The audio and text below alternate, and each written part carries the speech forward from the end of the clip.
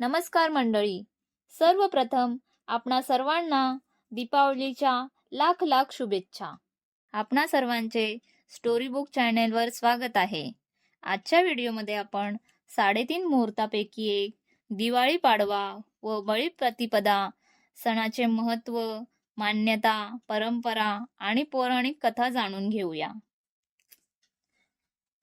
3.5 मुहूर्तापैकी एक दिवाळी पाडवा अश्विन महिन्यातील अमावस्येला लक्ष्मीपूजन झाल्यानंतर कार्तिक शुद्ध प्रतिपदेला बलिप्रतिपदा हा दिवस दिवाळी पाडवा म्हणून साजरा केला जातो. सोने खरेदीस प्राधान्य, सुवासिनींकडून पतीला औक्षण, व्यापाऱ्यांसाठी वर्षाचा प्रारंभ अशा अनेक बाजूंनी या दिवसाचे महत्त्व अधोरेखित केले गेले. पाडव्याला पंचरंगी रांगोळीने बळीची प्रतिमा काढून तिचे पूजन करतात.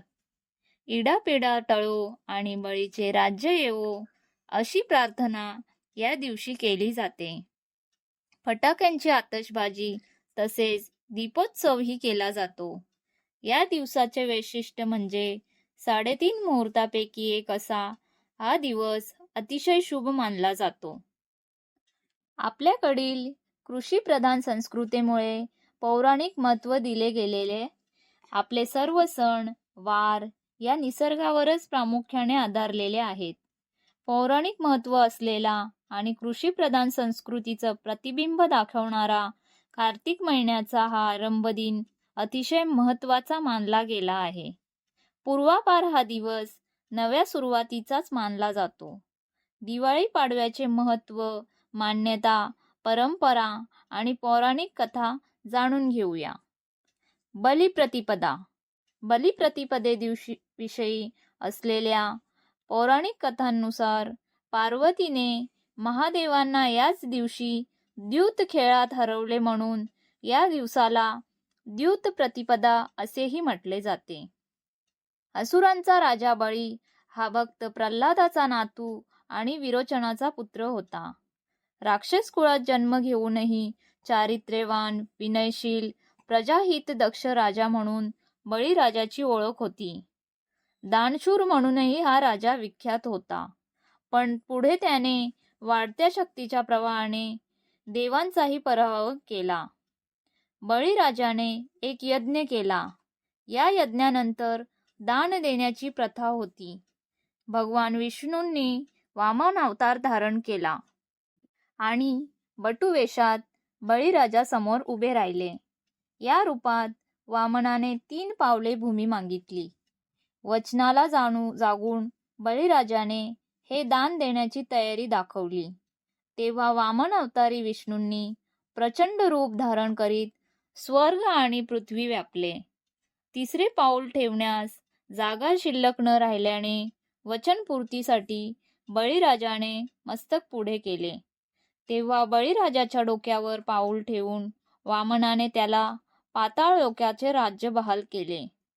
बळीराजा गर्विष्ठ झाला तरीही सत्वशील, दानशूर या गुणांमुळे बळीराजाला पाताळ लोकाचे राज्य बहाल केले आणि वरदान दिले की कार्तिक प्रतिपदेला लोक तुझ्या दानशूरतेची, क्षमाशीलतेची पूजा करतील.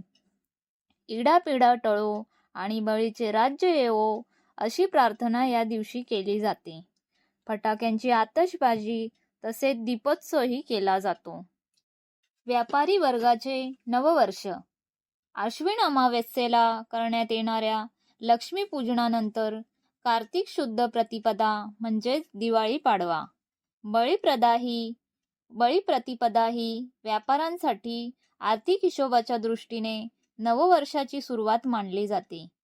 लक्ष्मी प्राप्तीसाठी नव्या वह्यांचे पूजन करून व्यापारी वर्ग नववर्षाचा प्रारंभ करतात. जमा खर्चाच्या नवीन वह्या या दिवशी सुरू केल्या जातात असे व्यापारी सांगतात.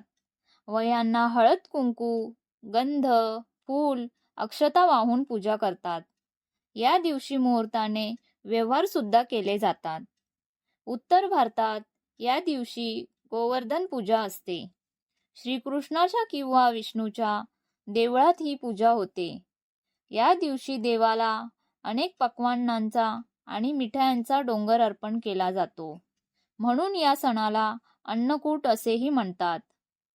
दिवाळी पाडवा.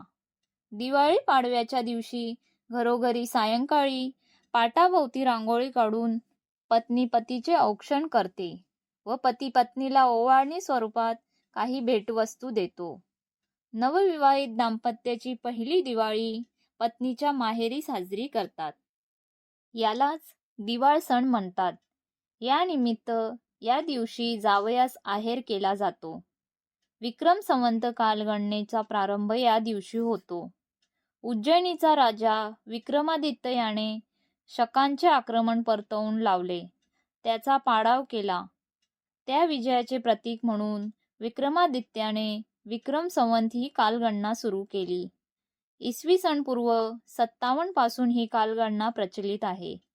इसवी सन पूर्व काळातील संस्कृतीच्या वैभवाचे, सर्वांगीण सभ्यतेचे आणि एकछत्री राज्यव्यवस्थेचे हे एक उदाहरण आहे. अशाच प्रकारच्या आणखी व्हिडिओ पाहण्यासाठी स्टोरीबुक चॅनलला सबस्क्राईब करा. धन्यवाद.